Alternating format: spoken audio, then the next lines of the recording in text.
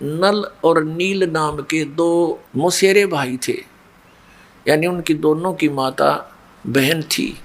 माता पिता परलोक सिधार गए थे दोनों ही के, और दोनों अनाथ से होकर के, और ऊपर से दोनों असहज रोग से ग्रस्त थे।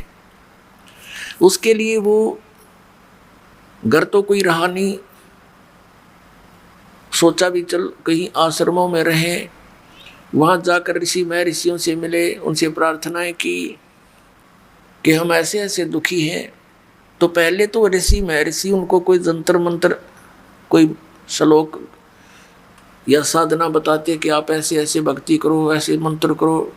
उनसे कोई लाभ नहीं होता तो ये कह देते थे कि ये तुम्हारे प्रारब्ध में लिखा हुआ संकट है बेटा, ये तो भोग कर ही पूरा करना पड़ेगा।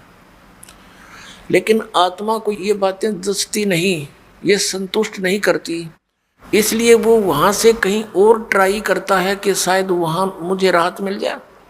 तो जहाँ भी ये आत्मा दूसरे स्थान पर गए, उन्होंने पहले तो क्रियाएं बताई, जब उनसे राहत नहीं मिला तो उन्होंने भी यही कथा सुनाई कि प्रारब्ध तो भोगना ही पड़ेगा। तीसरी जगह गए, चौथी जगह गए, फिर कोई कहता है ये 3 ताप के अंतर्गत है। 3 ताप के अंतर्गत कौन आते हैं? जैसे प्रेत बाधा, पितृ बाधा, या कोई देव बाधा, किसी ने जंतर मंत्र कर दिया हो, किसी ने श्राप दे दिया हो, तो ये भी कहते हैं ये नहीं कट सकते इन मंत्रों से। पहले तो मंत्र देते हैं, नहीं कटते थे तो कहते तुम्हारे ये 3 ताप के संकट भी नहीं कट सकते, ये भोग नहीं पड़ेंगे, तुमने कर्म ही ऐसे किए हैं। लास्ट में ये कह देते। ऐसे ही वो भटकते भटकते एक दिन परमेश्वर मुनिंदर नाम में आए हुए वो परमात्मा सत्संग कर रहे थे। अब वो दोनों हताश तो हो ही चुके थे, लेकिन आत्मा हार नहीं मानती। उसको मालूम है कि कोई शक्ति है जो दुखी को सुखी करती है, वो है कोई मालिक, कोई परमात्मा है। वो दोनों उनके सत्संग में आ गए, और ऋषियों के पास तो बैठे बहुत गणे, वहाँ बैठे थोड़े से, क्योंकि वो खरी खरी साची गए हैं, बाकी सब ज्ञान उल्टा दे रहे थे। तो वहाँ 50-100 व्यक्ति विद्यमान थे। नल और नील भी वहाँ जाकर बैठ गए, सत्संग सुना। कुछ अविश्वास सा हुआ, नहीं बात जच रही थी कि बात तो सारी उल्टी कह रहा ये महात्मा।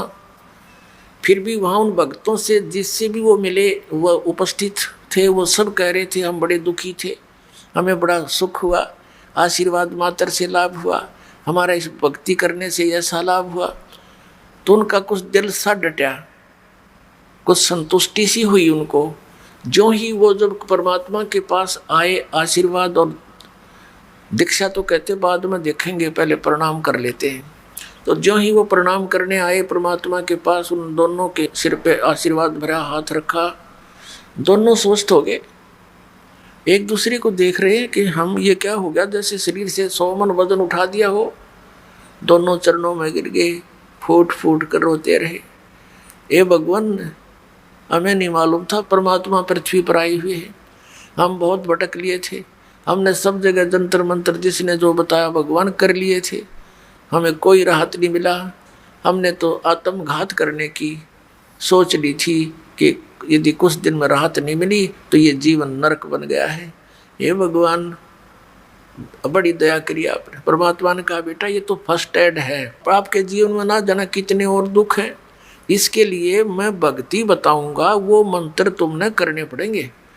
कदे नो सोचो केवल छू मंत्र से सारे काम हो जाएंगे, ये तो इसलिए बताया है कि हम समर्थ हैं। ये केवल आपको एक ये ट्रायल दी है, अपना एक सैंपल दिखाया है कि हम क्या हैं। कहने लगे महाराज मैंने उपदेश दे दो, हम आपके दास है। दोनों को दीक्षा दे दी, भक्ति करो बेटा, ये मंत्र जाप करो, करते रहे। अब वो बड़े दुखी थे, एकदम सुखी हुए तो खुशी का कोई ठिकाना रहा नहीं। और परमात्मा जो भी उनको सेवा के लिए, जैसे सामूहिक तौर पर सत्संग में बताया जाता है कि आप सत्संग में आते हो तो यहाँ एक बाबूजी बनकर नहीं आवे, यहाँ एक दास बनकर आवे।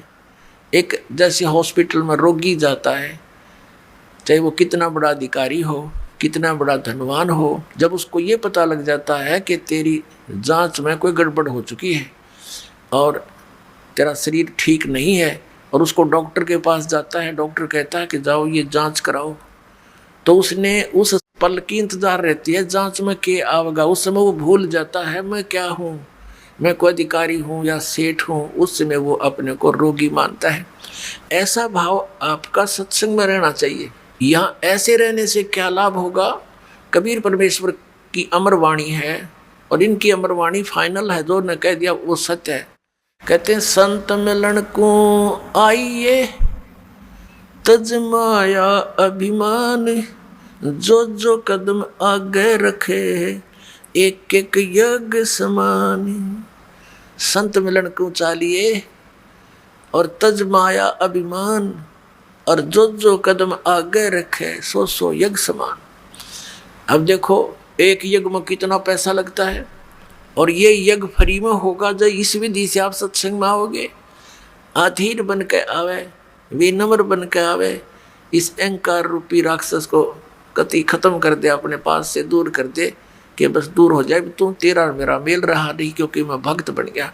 और ये राक्षस अहंकार जो है सबसे बड़ा शत्रु है हमारा। जैसे रावण ने भगवान शिव की भक्ति की, भक्ति इतनी की कोई कर नहीं सकता, यहाँ से काट कर शीश चढ़ा दिया और वापस प्राप्त हुए, लेकिन अहंकार नहीं गया। तो जैसी राहत भगवान शिव से मिलनी थी वह बिना प्राप्त हुई। उस अहंकार के कारण कुत्याली मौत मारा गया और राक्षस कहलाया। तो अभिमान बहुत बुरा है, भगवान और अभिमान का एक्सीडेंट है।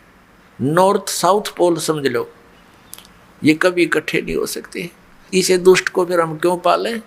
और क्या अभिमान इस जीव का 1 मिनट में फूक निकल जाएगा, 2 मिनट में फूक आवेंगे, गधे लौटेंगे इस राख पर जिसका अभिमान ठाए फिरे। अदरंग मार जा, मुंह से माखी बढ़े और लकड़े, के अभिमान इसका। तो इससे जो काम बनाना है वो बनाओ। और जैसे भी आप सत्संग में आते हो, जैसी जिससे कुछ हो सकता है सेवा की चेष्टा करने की, कोई बर्तन साफ कर ले, कि भोजन भंडारे में मदद करवावे, कि तो मैट बिछवावे। तो इस तरह की जो सेवा होती है, और बूढ़े बुजुर्ग बीमार यहाँ ज़्यादा आते हैं, उनको प्यार दे, सहयोग दे, उनकी मदद करे, तो इस तरह से आपके पुण्य बढ़ेंगे, आत्मा में एक नम्रता आवेगी। तो कबीर परमेश्वर जी के पास, मुनिंदर जी के पास विशेषकर दुखी दुखी ही आते थे। सुखी तो उनके पास जाते थे, उन नकलियाँ ऋषियों द्वारा, और क्योंकि वो तो महिमा के भूखे, अच्छा आदर दें, सेठ आ जाओ उसने न्यारी कुर्सी देंगे, और आ जाओ उसको अलग से कमरा देंगे, और फिर वो 10,000 रुपये दे दें, उसके गीत गाए जाएंगे। इसलिए वो वहाँ इसलिए जाते हैं सेठ, क्योंकि उनका मान होता है। और परमात्मा के दरबार में आते थे, उनको एक मैट पर बैठने के लिए आदेश था, चाहे कोई भी आवे। तो संत वही होते हैं। और वहाँ कोई आदर सत्कार नहीं था किसी का, और अनादर भी नहीं था किसी का, क्योंकि वहाँ विद्यार्थी टाइप में भगत होते हैं। आध्यात्मिक गुरु जो होता है वो आध्यात्मिक टीचर होता है। तो इस प्रकार अब उन अपने आत्माओं जो ये कहते हैं कि भाई प्रारब्ध के कर्म में लिखा हुआ, भाग में लिखा हुआ दुख ये तो भोगना पड़ेगा, पाप कर्म का दंड है। और फिर वो कहते हैं भगवान का मंत्र ले ले, जाप करा करिए, भक्ति करे, आगे सुखी हो जाएगा। अब किसी के पैर में कांटा लगा हो और गहरा लग कर टूट गया हो, उसको स्वयं मालूम नहीं है पीड़ा किस वजह से हो रही है, या उसको पता भी है कि मेरा कांटा लग गया, तो वो किसी के पास जाता है और वो ये कहता है कि तेरे पीड़ा का कारण तेरे पैर में लगा कांटा है, और कांटा तो निकल नहीं सकता, ये तो ऐसे ही रहेगा। जूता पहन ले ले, और जूता पहन ले, आगे भविष्य में कांटा नहीं लगेगा। तो पुण्यात्मा कांटा लगे पैर में, जूता पहना नहीं जा सकता, वो तो कांटा निकले, और फिर उसको सलाह दे जूता पहन के रखना, नहीं तो फिर लग जाएगा। तो फिर वो कांटे की पीड़ा से पीड़ित व्यक्ति खूब समझता है कि कांटा कितना दुखदाई होता है, तो फिर वो कभी जूता नहीं उतारेगा, बहुत सावधानी बरतेगा कि कहीं फिर से वो आपत्ति ना आ जाए। तो इसी प्रकार परमात्मा कहते हैं, जैसे आपके प्रारब्ध रूपी पाप कर्म का कांटा आप पर लगा हुआ है, और वो कांटा निकलेगा यानी सुख हो गया, फिर आपको सलाह दी जाएगी कि ये मर्यादा में रहना और ये भक्ति करते रहना। तो वो प्राणी फिर कभी मर्यादा नहीं तोड़ सकता और भक्ति नहीं छोड़ सकता, इस भय से कि कहीं फिर से ना वो बिजली गिर जाए, फिर से वो आपत्ति ना संकट आ जाए, कितना बुरा हाल हो गया था हमारा। तो फिर वो कभी भक्ति नहीं छोड़ सकता और सीधा चलता है। तो इसी प्रकार परमात्मा उनको सलाह देते थे उपस्थित भक्तों को। और वहाँ परमात्मा के पास, कबीर साहब के पास यानी मुनिंदर जी के पास अधिकतर वो दुखी व्यक्ति आते थे। कोई मानसिक पीड़ित, कोई भूत प्रेतों का सताया हुआ, कोई देवों का श्राप दिया हुआ, कोई किसी ऋषि साधु संत ने उनको श्राप दे दिया, या कोई प्रारब्ध के कष्ट से दुखी, या कोई शारीरिक रोग से दुखी। और परमात्मा तो हमारे भगवान है, वो तो अपने बच्चों के सारे दुख दूर किया करते हैं। तो वहाँ वृद्ध अवस्था ज़्यादा बीमार सिमार आते थे, तो भगवान सलाह दिया करते थे, भाई बूढ़े बुजुर्ग रोगी की मदद करनी चाहिए, नफरत नहीं करें। कहते कुष्टी हो वै संत बंदगी कीजिए, हो वैसा के विश्वास चरण चित दीजिए। परमात्मा सलाह देते हैं, हमें बताते हैं कि यदि भक्त का कोढ़ भी लगा हुआ, कुष्ठ रोग भी लगा हुआ हो, मक्खियां भिनक रही हो, उससे नफरत ना करना, उसकी मदद करना बल्कि जितनी हो सकती है। कुष्टी हो वै संत बंदगी कीजिए, भगत को प्रणाम कीजिए, आपस में एक दूसरे को सत साहेब, उसे नफरत करके मुंह फोड़ के नहीं जाना चाहिए। और हो वैसा के विश्वास चरण चित दीजिए। यदि किसी बहन कोई अपने क्रमवश गणिका भी बन गई है, वैसा वर्ती कर रही है, और वो सत्संग में आ जाती है, कहते हैं उससे भी नफरत ना करना, उसको भी साधु जानना। क्योंकि हम सभी ऐसे स्थान पर रह रहे हैं, ना जाने कब कौन के गलती कर बैठे, और हम क्या करते हैं, अपने दोषों को ना देखकर दूसरे के थोड़े दोष को भी घना बनाकर नफरत करते हैं। यह भी हमारी अज्ञानता का ही कारण है। अब जैसे पुण्यात्माओं, कोई चोर है, डाकू है, और कोई दुराचारी है, यदि वो सत्संग में नहीं आवेगा तो उसको ये पता कैसे लगेगा ये पाप कर रहा है तू। जिस क्षेत्र में वो रहता उस माहौल में तो फंसा हुआ है, उसी से तो बिगड़ता ही जा रहा है। अब जैसे मैला कपड़ा हो गया तो वो जल के निकट नहीं आवेगा, साबुन प्रयोग नहीं होगा उस पर, तो वो मैल समाप्त कैसे होगा। तो इस प्रकार परमात्मा परमेश्वर कबीर जी यानी मुनिंदर जी अपने उपस्थित श्रोताओं को, भक्तों को शिक्षा दिया करते थे। अब नल और नील तो बड़े संकट से गुजरे थे, पार टूटा हुआ था दुखों का, 30-30 वर्ष के हो गए थे और बचपन से ही दुखी थे। और जिसने सुसाइड तक की सोच रखी और वो व्यक्ति इतना सुखी हो जाए तो वो ठीक है, हमारी बुद्धि इतना काम तो नहीं करती कि उन्हें भगवान मान लें, लेकिन भगवान से कम भी नहीं मान सकता वो व्यक्ति जब थोड़ा सा भी उसके अंदर इंसानियत होगी तो वो तो एक महान आत्मा थी नल नील। उस दिन से वो बहुत सत्संग में सेवा करने लगे। बूढ़े बुजुर्गों के कपड़े, रोगियों के, अपाहिजों के कपड़े ले जावें, लाओ जी मैं धो लाऊंगा, उनके कपड़े धोवें, बर्तन साफ करें, उनको आराम से बैठावें, नवावें, यानी इस तरह वो सेवा करने लगे जो परमात्मा मुनिंदर जी के आश्रम में जो आया करते थे। लेकिन वो फिर भी एक सीधे साधे थे, भोले से दिमाग के थे। वो क्या करते, सत्संग में जो चर्चा होती, ज्ञान सुनते भगवान के मुख से, तो कपड़े धोने जाते या बर्तन साफ करने जाते, दरिया के किनारे सत्संग होया करते थे, आश्रम होते थे ऋषियों के। तो वो क्या करते, दरिया के किनारे पर कपड़ों को पानी में भिगो देते कि कुछ देर इनका मैल गल जावे, फिर धोएंगे। इसी प्रकार बर्तनों को, और बैठ के किनारे पर वृक्ष के नीचे सत्संग सुनी हुई बातों पर दोनों चर्चा करते थे।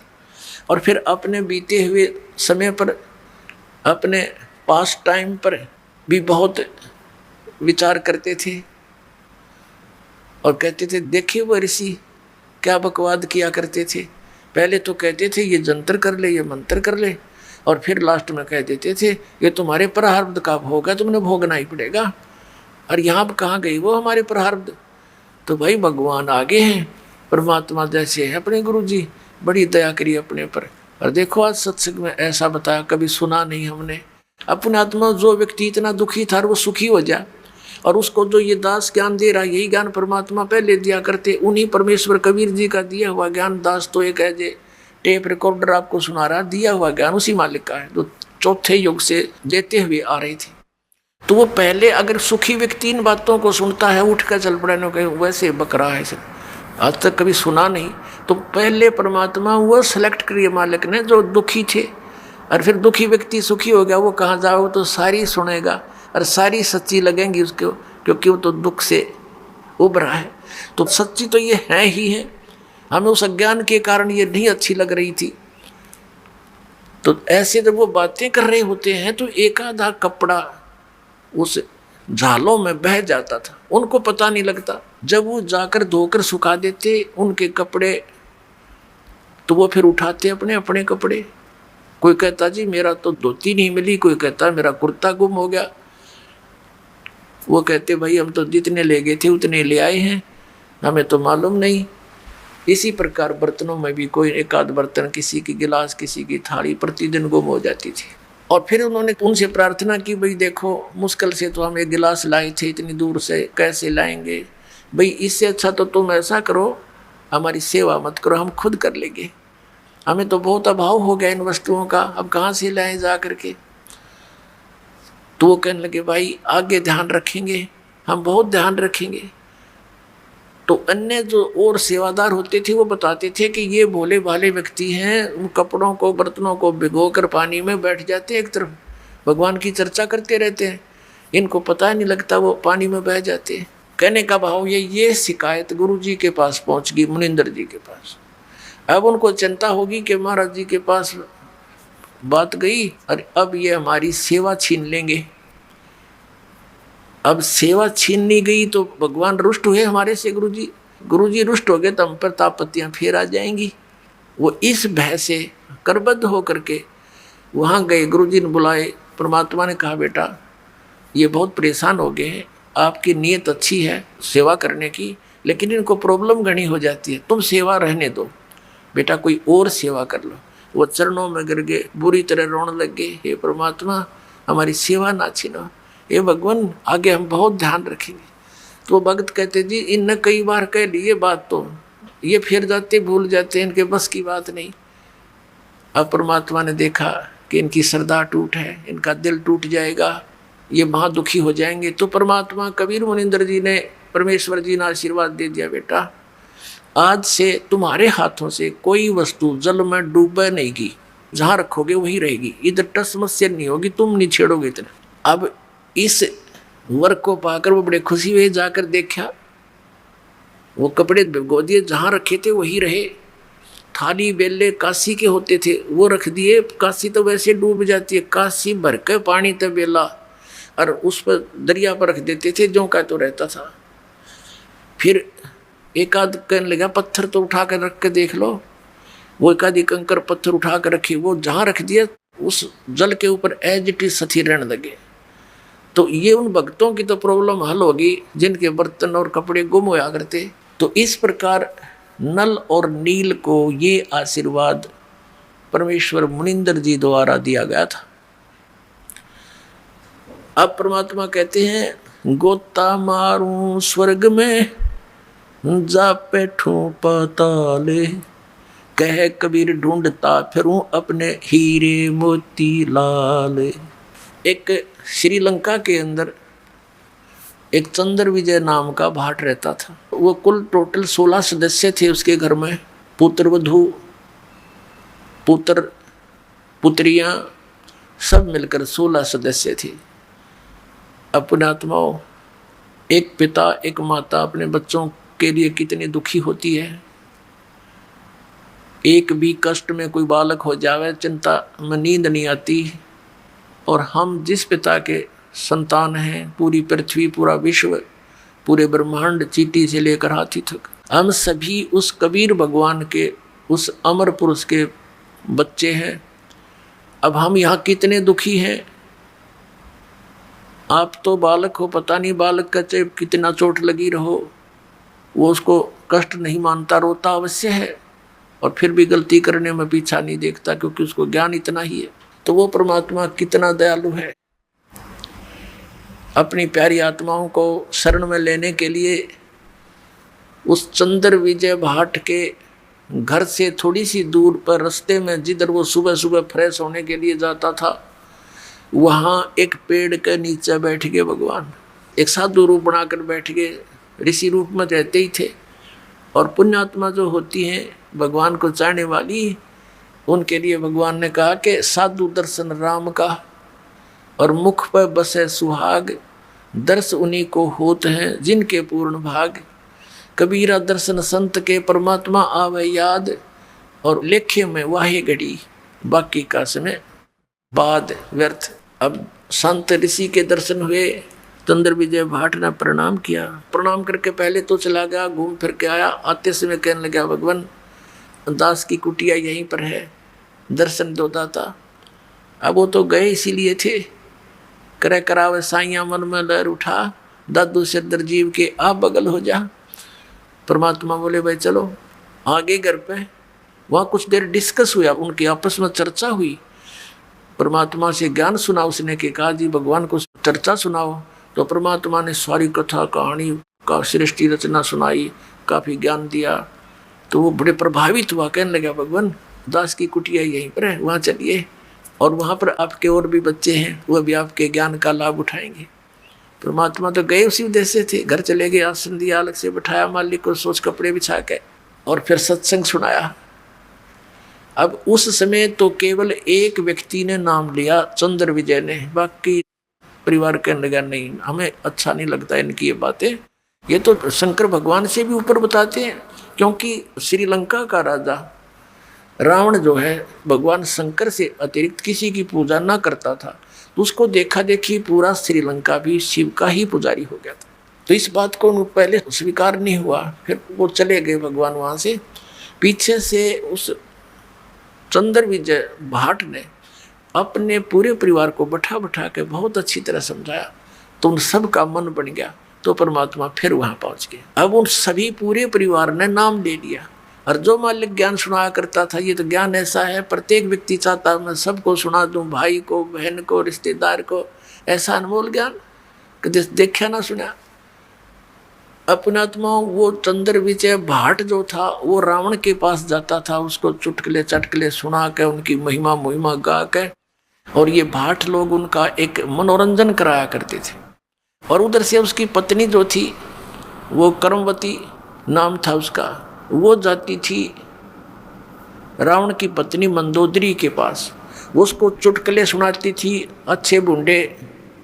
इस मन की आदत है, ये राम की कथा कम और काम की कथा ज़्यादा सुनना चाहता है, सेक्स की।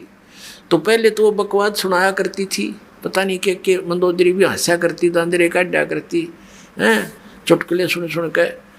तो फिर जब उस कर्मवती को, चंद्र विजय भाट की पत्नी को, उस बेटी बहन को मालिक का ज्ञान हुआ, सब बकवाद छूट गई। कहते हैं भवन चतुर्दश ढूंढियो परम स्नेही साथ, जिन मिलते हैं सुख उपजय मिटते कोट उपहाद। ये बकवाद मिट जाती है सारी जीव की। तो वहाँ अब वो कर्मवती पहले तो बकवाद सुनाया करती, फिर मंदोदरी ने जब टाइम होता उसको बैठा लेती कि महारानी हमारे घर पे महाराज आते हैं हमारे गुरुजी, उन्हें बहुत अच्छा ज्ञान सुनाया, आपकी आज्ञा हो तो सुनाऊं कथा। सुनाओ। मंदोदरी भगवान को चाहने वाली थी, तो वो मंदोदरी को जो कथाएं सुनाई परमात्मा से सुने हुए ज्ञान की, मंदोदरी कहने लगी कि कर्मवती तू तो बड़ी मुंह फाड़ थी, तेरी इस पात्र में नरा गोबर भरा था, गंध उगला करती थी, ये अमृत किसने डाल दिया? तू ऐसी ऐसी बातें कहाँ से सुने आई, तू मैंने कभी देखी ना सुनी। तो उसने बताया कि हमारे गुरुजी आते हैं, उन्होंने हमें ये ज्ञान दिया मंदोदरी। तो मंदोदरी बहुत प्रभावित हुई कि इसे संत के ऋषि के दर्शन करने चाहिए। उसने कहा मंदोदरी इब कह तेरे गुरुजी आओ ना, तो मेरे पास बुला के ले गए। अब परमात्मा फिर गए तो उस चंद्र विजय की पत्नी ने कहा प्रभु हमारी रानी आपको याद करती है, मैंने आपके द्वारा सुना हुआ ज्ञान उनको सुनाया, बड़ी प्रभावित हुई। और उन्होंने कहा कि अपने गुरुजी को यहाँ बुला के लाना। परमात्मा ने कहा बेटा हम किसी राजा के घर नहीं जाते, उनको गरज पड़े तो यहाँ आ जाएगी, साधु संत नहीं जाया करते ऐसे व्यक्ति के घर जब तक वो हमारे विचारों से परिचित नहीं होते। अब वो कर्मवती फंस गई धर्म संकट में कि यदि मेरे गुरुजी नहीं गए तो वह हमने सजा दिवा दे मनमाना मंदोदरी, परमात्मा अंतर्यामी जानेंगे। अब बेटी तो बहुत दुखी होगी। उसने कहा बेटा ऐसे कहना उसको कि देखो ऋषि महर्षियों को, संतों को बाई ऑर्डर नहीं बुलाया करते। अब बाई ऑर्डर बुलाने से वो आ भी गए, रजा नहीं बख्शेंगे तो लाभ क्या होगा? तो साधु संतों के पास जाने से बहुत लाभ होता है, स्वयं जाना चाहिए। तो मंदोदरी को जाकर के उसने कहा, रानी मैंने अर्ज करी थी गुरुदेव से, उन्होंने मना कर दिया आपके यहाँ आने से, और कहा कि देखो साधु संतों को आदेश से नहीं बुलाना चाहिए, उनके चरणों में जाना चाहिए, लाभ उठाना है। और यदि बाई ऑर्डर बुला भी लिया तो लाभ नहीं देंगे। मंदोदरी कहने लगी, बहन ठीक है मैं चलती हूँ, अब के तेरे गुरु जी आओ तो मुझे मिलाना। परमात्मा फिर गए, ये तो भटक रहे हैं एक आत्मा को अपनी शरण में लेने के लिए, सुखी करने के लिए। यहाँ भी सुखी करेंगे आपको, और यहाँ से चलोगे जब देखना सतलोक में ले जाएंगे, वहाँ तो कहना है क्या कितना सुख देंगे। अब क्या हुआ, मंदोदरी चली गई, परमात्मा के दर्शन किए, देखते ही आत्मा खिंच गई। पुण्यात्मा थी, पिछली संस्कारी थी, परमात्मा की बच्ची, बहुत ज़्यादा प्रभावित हुई मालिक के वचनों से, और कहा परमेश्वर मुझे नाम दे दो। परमात्मा ने दीक्षा दी थी। अब मंदोदरी ने जो ज्ञान सुना था उसने चाहा कि अपने पति को समझा दूं, जो नरे बकरे खावे, नरे झोटे खावे, मांस खावे, दारू पीवे और भगत कवावे ब्राह्मण, इसने तो कर्म बिगाड़ दिए। क्यों? ज्ञान से ज्ञान हुआ, भगवान के तत्व ज्ञान से। तो मंदोदरी ने चेष्टा की समझाने के अपने पति रावण को कि आप जो साधना कर रहे हो ये तमोगुण भगवान शिव हैं, ये पूर्ण परमात्मा नहीं है। अब वो इस बात से दुखी हो गया कि मंदोदरी तू ऐसी बातें मत कर, मैंने भगवान शंकर के यहाँ से शीश काट कर चढ़ा दिए, इन्होंने मेरा वापस शीश दे दिया और मेरे को कितना धन दे दिया, सिद्धि दे दी, मेरे को 1 लाख पुत्र व्रत दे दिए, और मेरा पुत्र मेघनाद ऐसा है ऊपर चला गया, इंद्र को भी जीत लिया, हर मैं एक भिखारी के आगे हाथ जोड़ूंगा जाके। मंदोदरी ने बहुत समझाया कि रावण गलत बोल रहे हो आपने इस संत की महिमा से अपरिचित नहीं हो, इस कर कैसे बोल रहे हो। तो आखिर में रावण ने ये कह दिया कि मेरे को आगे से ये मत कहना, मैं तुझे मना नहीं करता, तू कितना दान कर, धर्म कर, किसी गुरु से उपदेश रख। अब कहते हैं लड़की अपने पति को हमेशा जीवित देखना चाहती है। उधर से क्या हुआ कि कुछ दिनों के बाद जैसे विष्णु अवतार श्री रामचंद्र जी राजा दशरथ के घर जन्मे थे, विवाह हुआ सीता जी के साथ। विवाह होने के कुछ समय उपरांत उनका वनवास हुआ, वो वन में अपना समय व्यतीत कर रहे थे, वहाँ से सीता जी का अपहरण कर ले गया रावण। अब परमात्मा ने, कबीर परमेश्वर जी यानी मुनिंदर जी ने मंदोदरी को समझाया, बेटी इसने तो अपनी सात मोल ले ली, इसने अपना जो ना मौत ले आई वो अपनी, और कह दे इसको, इसने भाई इज्जत वापस दे दे इसको, सिंपल वो मैं ना समझे, ये देवी है और देवी को सताना महापाप है, इसको वापस पहुंचा दे, उसकी इसी में खैर है। औरत वैसे ही देख कर राजी नहीं होती किसी दूसरी औरत को। फिर भी उसने जब ये पता चला कि मेरे पति की जान संकट में आवेगी, क्योंकि संत जो कहते वो सत्य मानती थी, ये महापुरुष हैं, झूठ नहीं बोलते, इन्हें क्या लेना देना है, ये कोई रामचंद्र से मिले नहीं या किसी और को जानते नहीं, सिर्फ सच्चाई बता रहे हैं। वह बहुत प्रभावित हुई, रावण को समझाने की बहुत चेष्टा की तो नहीं माना।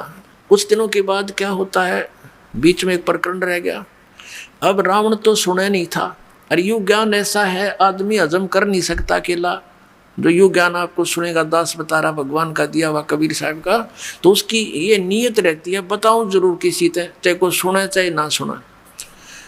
तो रावण ने सुनना बंद कर दिया। उसका देवर था विभीषण, मंदोदरी उसको लगी समझाने। पहले तो दोनों भाई बैठे थे, रावण को समझावा थी, रावण नहीं माना तो विभीषण कहने लगा, मुझे बता तू ये बात मुझे तो बहुत अच्छी लगे, ये आपकी पहली बार सुन रहा हूँ लेकिन फिर भी हृदय में समाती है। तो मंदोदरी ने उनको खूब समझाया, फिर कहा कि अब क्या बने कि दीक्षा ले, अब नाम ले गुरु जी से कि चल नाम दिलवा मेरे को। मंदोदरी अपने देवर को लेगी और नाम दिलवाया, परमात्मा थे। अब उस ज्ञान से वो विभीषण भी परिपूर्ण हो गया। अब क्या होता है, रावण नहीं मान रहा था, सीता को लौटाने को नहीं राजी हो रहा था। मंदोदरी ने बहुत कुछ समझा लिया था। उधर भी विभीषण ने भी उसको बहुत कुछ समझाया, रावण तेरे घर में कितनी अच्छी औरत है, और फिर भी तू बकवाद की तरफ चल रहा। क्यों भाई भाई को कह सकता है जब उसकी कोई संकट आपत्ति उसके सामने दिखाई देती है। नहीं तो रावण को कौन बोला, वो तो अहंकारी आदमी था, 1 मिनट में तलवार गर्दन पर जाती थी उसकी, कोई उसके नो कर दे किसी बात नहीं था। रावण नहीं माना। रावण कहने लगा तू कायर है और तेरे बस की बात नहीं, बैठ जाए एक तरफ। अब मंदोदरी ने देखा कि ये नहीं मानेगा, ये मरेगा और मैं विधवा हो जाऊंगी। अपने गुरुजी से प्रार्थना की, भगवान आप दया कर दो, कभी समझा दो, एक बार मान जाते वो तो आपकी बात को। परमात्मा ने कहा बेटा ये नहीं मानने वाला, इसके अंदर वो गुण नहीं है। तब मंदोदरी ने कहा भगवान एक बार आप उनको समझाने की चेष्टा करो दाता, और यदि वो नहीं मानेगा तो मैं अपने आप को आज से विधवा मान लूंगी, मन दुख नहीं आओगा परमात्मा इसके मरने का। तो परमात्मा ने सोची या बूढ़ी बेटी अब ये जुगाड़ जोड़ रखे काल ने हमारे, कितना नालायक 1 नंबर का दुष्ट व्यक्ति वो रावण। कहते 100 जोटियां का मांस तो एक दिन पक्या करता उसके लिए, और 100 मटके दारू के पिया करता एक कब है। अपने आत्मा ये बात हमारे दच्चे नहीं, क्योंकि 100 जोटियां का मांस एक आदमी के ऊपर खावे, क्योंकि हम उनके शरीरों से परिचित नहीं, उनकी हाइट से परिचित नहीं, उनके आहार से परिचित नहीं। ये तो हमने देखे 61वां वर्ष चल रहा दास का, जब हम छोटे छोटे थे से टुकड़े टुकड़े आदमी देखे, अरनों का करते यो 32 लड्डू खा जाता है, एक 32 आदमी खाओ 32 लड्डुआन आज के दिन, और उनके बदहजमी हो जाए, और 1-1 धड़ी खीर खा जाया करते ये ब्राह्मण हमने देखे, यानी 5-5 किलो हरी वे कटोरी ना उठे। तो इस बात से भूल जाओ। तो कहने का भाव ये कि हम उस अतिथि बातें कितने कुक्रम करा डेली, उसके बुद्धि में कहाँ आवे ये बातें। तो परमात्मा ने सोचा या बेटी इसका बंदगी या इसकी कमजोरी इसको मारेगी। तो परमात्मा ने कहा ठीक है बेटी मैं जाता हूँ, एक दिन कोशिश करूँगा तेरी श्रद्धा ना टूट जाए भगवान। तो इसलिए अब रावण की सभा लगी हुई थी, और जिस समय उसकी मीटिंग होती थी स्ट्रिक्ट ऑर्डर होता था कि बाहर से चिड़िया भी नहीं आ जाए अंदर। उस समय परमात्मा वहां जाकर प्रकट हो गए, पहरेदारों के पास खड़े हुए, कहा भी राजा को संदेशा दो कि ऋषि मुनिंदर आए हैं, वो आपसे मिलना चाहते हैं, कुछ आपको शिक्षा देना चाहते हैं। अब वो कहने लगे पहरेदार महाराज जी हमें बख्शो, इधर आज कोई जा नहीं सकता, अंदर का आदेश बाहर जा सकता है, बाहर का आदेश भी हम अंदर देने नहीं जा सकते, हमारा राजा बहुत खतरनाक है, गर्दन काट देगा। परमात्मा वहां से अंतर ध्यान हुए, जहाँ रावण बैठा था ऊंची स्टेज पे, और नीचे उनके बैठे थे सपसलार कुर्सियों पे, उसके थोड़ी सी दूरी पर अंदर जाता हुआ देखा।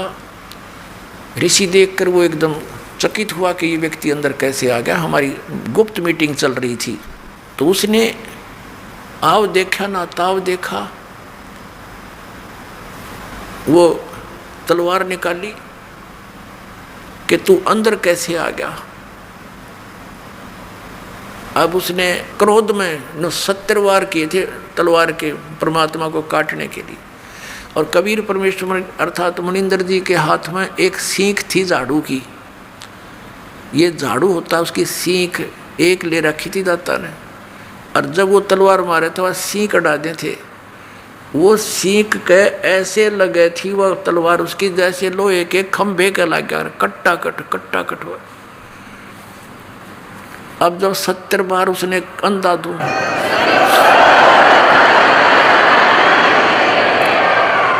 जब रावण के पसीने आ लिए, जब वो थक के खड़ा हो गया, कहने लगा तू अंदर कैसे आ गया। परमात्मा बोले तेरे भैया सीख तक कटी नहीं, तू मुझे मारेगा।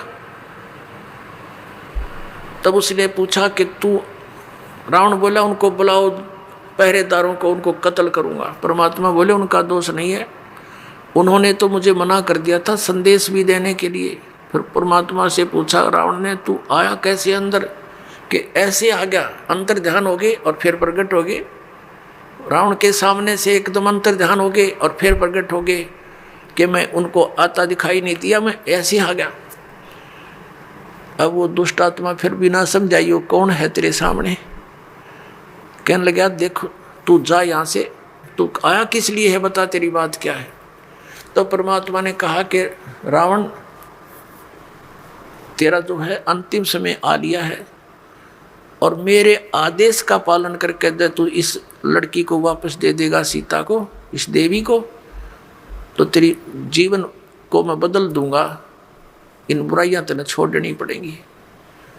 वो कहने लगा तेरे जैसे शिक्षक मेरे पास बहुत आ लिए, मैं शिक्षा बिना नहीं हूँ, मैं खुद ब्राह्मण हूँ, विद्वान पुरुष हूँ, और तू एक भिखारी ऋषि, मुझे क्या शिक्षा देता, मैं तेरी बात ना मानू कौन। अब रावण की तो वो स्थिति हो चुकी थी, कबीर ये माया अटपटी सब गट आण अड़ी, किस किस न समझाऊं या कुएं भांग पड़ी। एक बूढ़ा व्यक्ति शराब पिए खड़ा था और न्यू अल्लाह उसका डोगा गिर गया जमीन पे, वो डंडा ले रखा था, वो गिर गया। एक जेंटलमैन आया, वो कहने लगा बुजुर्ग ताऊ जी तो यह शराब क्यों पिया करो आप, देख सारा शरीर कांप रहा आपका और डोगा भी ना उठता, नो बोला रे डोगा दे दे। तो कहने लगा शराब ना पिया करे, नो बोला रे शिक्षा बिना ना रह रहा तेने देना होता दे डोगा, ना जा तू अपना काम कर। नो बोला तेरे प्रवचनों बिना कच्चा ना रह रहा, तेरे कैसे बहुत मिल लिया, मैंने ये बात कहनी है दारू ना पिया करे, नहीं डोगा पकड़ाना हो तो उठा देना, चल तो अपना काम करे। तो रावण ने तो भाई इतनी पी रखी थी इस काल की भांग, परमात्मा से कहा कि तेरी बात मानू ना कति, तू जा चाहे मत जा, क्यों देख लिया मारे तो मरता ना, सारे कुक्रम करके देख लिए और फिर भी नू ना माना, ये कौन है। तो परमात्मा कहते हैं आपको इस काल ने अंधा कर दिया, इस झूठे सुख को सुख है ये मान रहा मनमोद, ये सकल से भी ना काल का कुछ मुख में कुछ गोद। और उस मीटिंग में विभीषण भी उपस्थित था। परमात्मा आगे वहां से चले गए। शाम के समय विभीषण घर पे आया, अपनी भाभी से कहा कि आज तो गुरुजी को मार दिया होता भाई ने। तो मंदोदरी कहने लगी ये इस संकट में मैंने ही गुरुदेव को डाल दिया नालायक ने, और मेरी प्रार्थना पर वहां गए हैं। क्या हुआ कि ऐसे ऐसे एकदम कितने क्रोधित हो गए, स्टेज से कूद कर स्वयं तलवार मारने लगे। गुरुजी के हाथ में एक सींख थी, वह सींख भी ना कटी। जब थक के बैठ गया, परमात्मा ने कुछ कहना चाहा, मान्या नहीं, तो भगवान वहां से आ गए।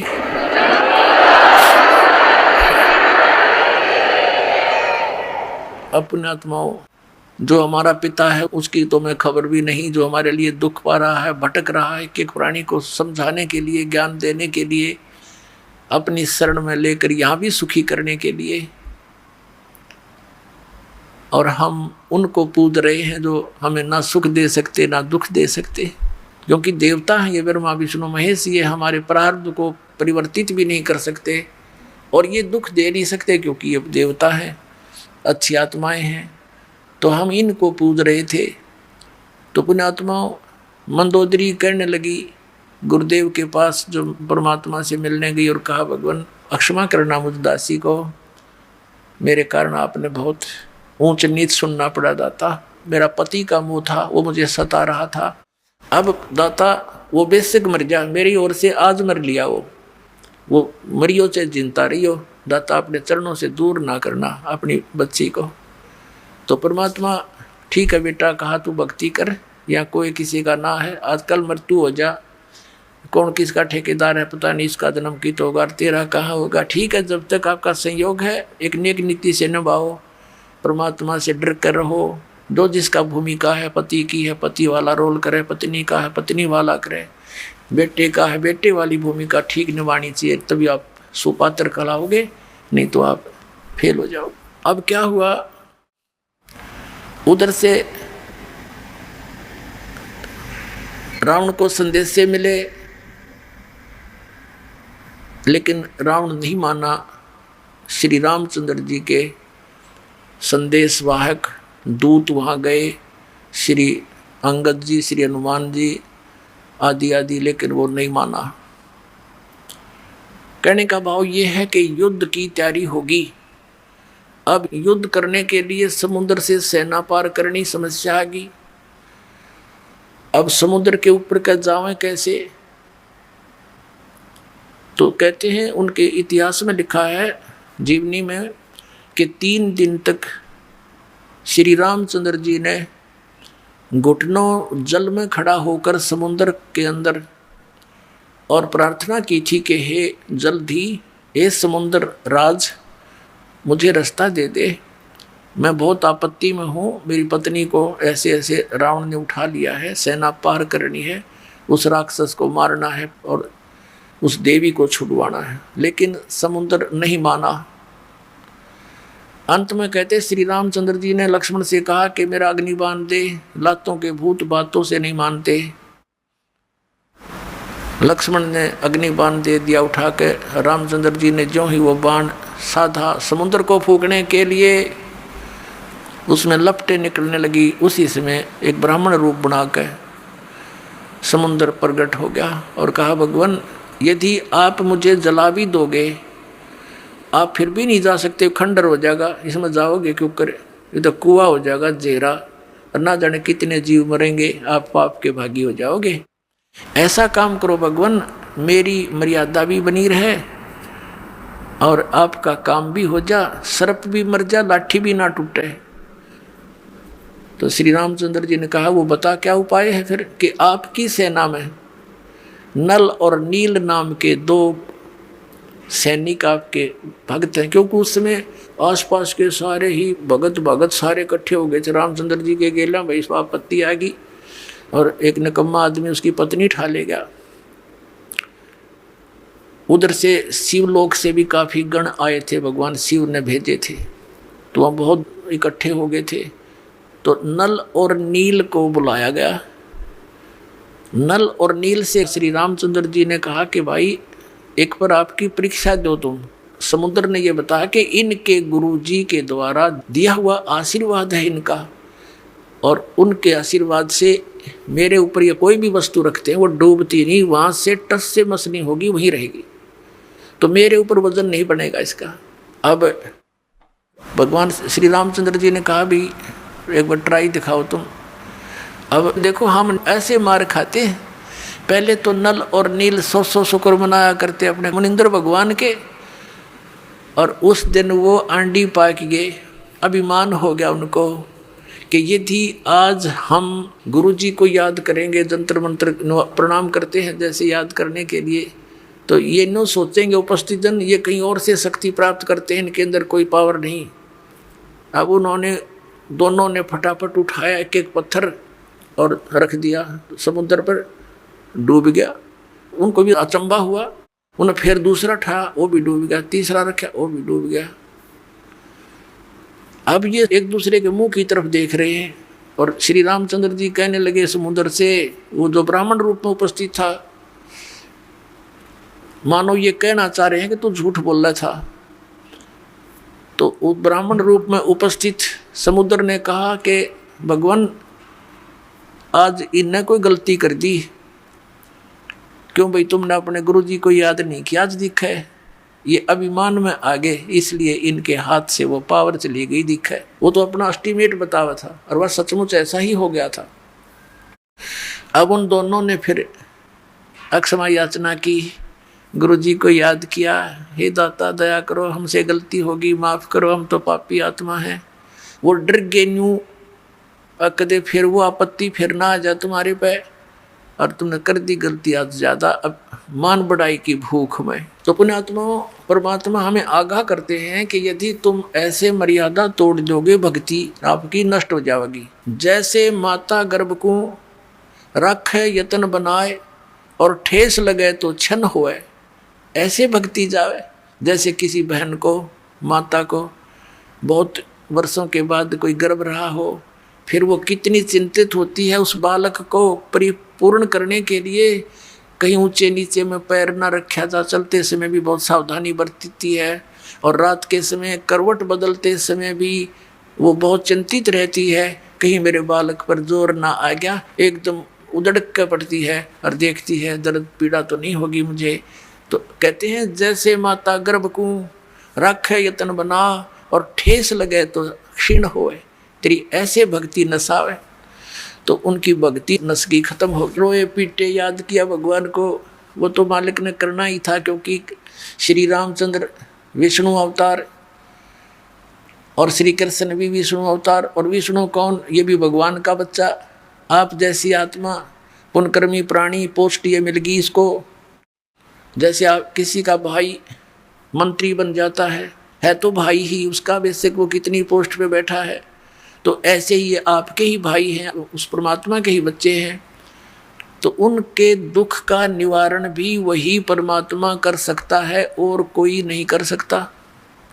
जैसे आपने श्रीमद् भगवत गीता अध्याय नंबर 15 के श्लोक नंबर 1 से लेकर 4 और 16-17 में जो सुना कि ऊपर को जड़, वो तो संसार रूपी वृक्ष की जड़ है, ऊपर को जड़ है वो तो मूल मालिक है, पूर्ण परमात्मा है, और नीचे को तीनों गुण रूपी शाखा, ये ब्रह्मा विष्णु महेश रूपी शाखाएं हैं।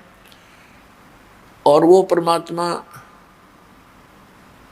जो मूल है, जो जड़ है, वो तीनों लोकों में प्रवेश करके सबका धारण पोषण करता है। 15वें अध्याय के 17वें श्लोक में कहा है कि उत्तम पुरुष तु अन्य परमात्मा इति उदारत, यह लोक चरम आविश्य विवर्ती अवैश्वर है। वो मूल मालिक जो है, जो सारे संसार रूपी वृक्ष की जड़ है, मूल है, वहाँ से सबको आहार मिलता है। तो वो सबका धारण पोषण, यानी जिसकी जिस स्थिति की कोई संकट है, और वो परमात्मा ही उसका निवारण करता है। अपने आत्माओं, ये बहुत लंबा इतिहास है, कई दिनों में आपका समझ में आओगा। सबसे पहले जो परमात्मा आए थे और इस काल से वहाँ ऊपर मिले थे, इनका उसने विवाद बहुत किया था। फिर समर्थ के सामने वो नतमस्तक हो गया था। इसने कुछ वरदान मांगा था। एक तो ये मांगा था कि आप अपना ज्ञान देकर अपने शरण में लेना, जबरदस्ती ना करना, बलात् मत लेना मेरे से जीवों को। दूसरा ये कहा था कि 3 युगों में जीव कम ले जाना, चौथा युग जब कलयुग आवे तब तो शरण जीव बहु जावे, ऐसा वचन हर मोह दीजिए, तब संसार गमन तुम कीजिए। और तीसरा कि ऐसे मेरा पुत्र विष्णु श्री राम रूप में त्रेता युग में जाएगा, उसके साथ उसके प्रारब्ध में ऐसे संकट हैं और इस काल को पता है, उसको मैं टाल नहीं सकता। आप वो समुद्र पर पुल नहीं बनेगा, वो पुल बनवाना। परमात्मा ने कहा ठीक है, और बता भिखारी। फिर कहा कि ऐसे ऐसे श्री कृष्ण रूप में मेरा पुत्र जाएगा, और वो एक जगन्नाथ नाम से एक पुरी के अंदर एक मंदिर बनवाना चाहेगा, और समुद्र उसने बन नहीं देगा, आप वहाँ उसकी रक्षा करना। परमात्मा ने कहा था ठीक है, और बोल। तो इस परमात्मा, कबीर परमात्मा से इस काल ने ये वरदान मांगा था, प्रार्थना की थी कि आप मेरे उस बच्चे की, ये काल के पुत्र हैं विष्णु, इस संकट से रक्षा करना। तब परमात्मा उस वचन अनुसार वहाँ पहुँचे। वैसे तो उन्होंने व्यवस्था कर ही दी थी, नल नील भेज दिए थे कि आप पर काम चल जाएगा इनका, जो ये नियमित रहेंगे तो ये पत्थर रख देंगे, ये पार हो जाएंगे, लेकिन वो भी फेल हो गए। अब क्या हुआ, परमात्मा वहाँ पहुँचे, नल और नील ने कहा कि वो आगे गुरुदेव, वो आगे गुरुजी। अब सबकी दृष्टि गई, एक ऋषि आते दिखाई दिए। निकट आए जब श्री राम और लक्ष्मण ने उनके चरण लिए, हनुमान सब ने चरण लिए, तब परमात्मा से प्रार्थना की कि हे भगवान, कि हम बहुत संकट में हैं, मैं राजा दशरथ का पुत्र हूँ, ऐसे ऐसे रावण ने मेरी पत्नी उठा ली है और समुद्र के ऊपर से हमने सेना ले जानी पड़ेगी। ऋषि जी, जब आप अपने शिष्यों को इतनी पावर दे सकते हो, आप तो समर्थ हो, हम पर दया करो। आज आपके इन बच्चों के, आपके शिष्यों के हाथ में वो शक्ति रही नहीं। परमात्मा ने कहा अब इनके हाथ में रहेगी भी नहीं, क्योंकि इन्होंने आज एक भयंकर गलती कर ली, अपने आप में प्रभु मान लिया, भगवान को भूल गए ये। तब श्री राम ने कहा भगवान अब मेरा क्या होगा। तब परमात्मा ने कहा कि ठीक है, करता हूँ व्यवस्था। एक डंडी ले रखी थी परमात्मा ने, डोगा सोटी, कहा कि मैं ये रेखा लगाता जाऊंगा इस पहाड़ के चारों ओर, एक रेखा खींचूंगा, इसके बीच बीच के पत्थर बिल्कुल हल्के हो जाएंगे, जहां रखोगे वहीं रखे रहेंगे, पानी में डूबेंगे नहीं, कितना वजन रख लेना। अब परमात्मा ने क्या किया, एक सोटी लेकर उस एक बहुत बड़े पर्वत के चारों ओर से घुमा दी, जो उसके निकट ही था, और परमात्मा ने कहा कि उठाओ पत्थर और प्रयोग करो।